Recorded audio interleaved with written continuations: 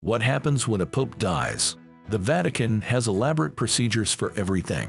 This includes the death of a pontiff. When he dies, the first person to be notified is the Camerlengo. The Camerlengo of the Holy Roman Church is a cardinal, but he also has important managerial duties.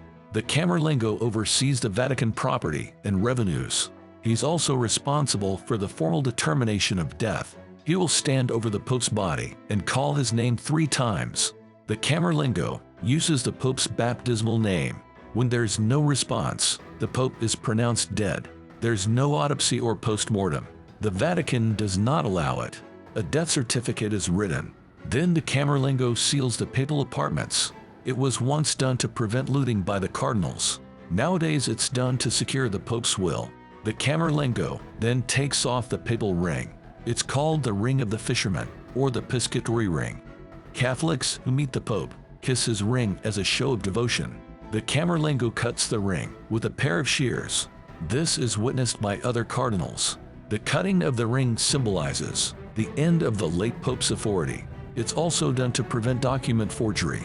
The Pope uses his signet ring as a stamp. Now comes the time to inform the world of the pontiff's passing. There's a specific list of people who must be informed first. They include the cardinal vicar, who heads the Diocese of Rome. Then, there's the dean of the College of Cardinals. He will share the news with all the other cardinals. The ambassadors of the Holy See are informed next. There are dozens of diplomatic missions all over the world. The heads of nations will also be informed. Previously, it was their job to tell the rest of the world. Today, the public finds out about the Pope's death much quicker. The Holy See can do nothing about the 24-hour news cycle. The papal funeral must take place between the 4th and 6th days after death. However, the late Pope is celebrated for 9 consecutive days.